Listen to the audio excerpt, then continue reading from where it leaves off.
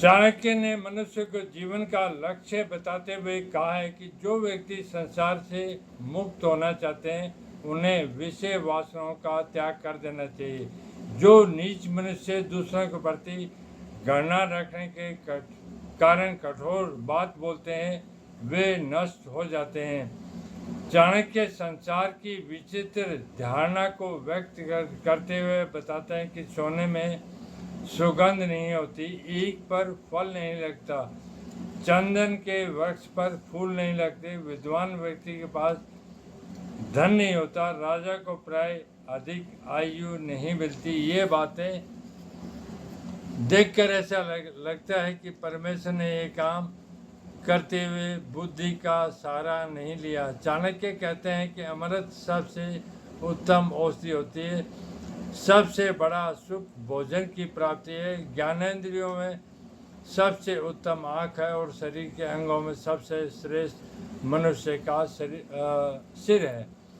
ब्राह्मण की विद्वता बताते हुए चाणक्य कहते हैं कि आकाश में कोई गया नहीं, सूर्य चंद्रमा तक कोई पहुंचा नहीं, परंतु जिस विद्वान ब्राह्मण ने उसके ग्रहण समझी जो कुछ बताया है इससे उन्हें विद्वान मानने में संकोच नहीं करना चाहिए। चाणक्य ने अनेक स्थानों पर कहा है कि व्यक्ति को संसार में सतर्क होकर जीवन बिताना चाहिए, क्योंकि उनका कहना है कि विद्यार्थी, नौकरी, यात्री और भूख से दुखी, डरा हुआ व्यक्ति और द्वार रक्षक इनको सदा जागते रहना चाहिए। यदि इन्हें सोता देखे तो इन्हें जगा देना चाहिए। और राजा सांप, बाघ, जंगली सूअर और दूसरे का कुत्ता और मूर्ख आदमी यदि सोए पड़े हों तो इन्हें जगाना नहीं चाहिए। इस अध्याय में आचार्य चाणक्य ने ब्राह्मणों के संबंध में कहा है कि उन्हें पतिल लोगों से किसी प्रकार की सहायता नहीं लेनी चाहिए। उनका कहना है कि मनुष्य का अपना वास्तविक स्वभाव नहीं छोड़ना चाहिए, अर्थात यदि सांप विष रहित है तो भी उसे अपने पर आक्रमण करने वाले को डराने के लिए फन फैलाते रहना चाहिए। इसका अर्थ यह है कि आडंबर से ही दूसरे व्यक्तियों को प्रभावित किया जा सकता है।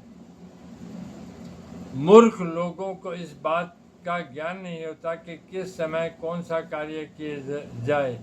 वह प्रातःकाली जुआ आदि खेलने लगते हैं, दोपहर का समय भोग विलास और रात्रि का समय चोरी आदि बुरे कामों में बिताते हैं। चाणक्य का कहना है कि प्रभु की उपासना व्यक्ति को स्वयं करनी चाहिए, उसके लिए प्रयत्न भी स्वयं करना चाहिए। व्यक्ति को कष्टों में धैर्य रखना चाहिए, धैर्य से कष्ट उतने दुखदायी प्रतीत नहीं होते।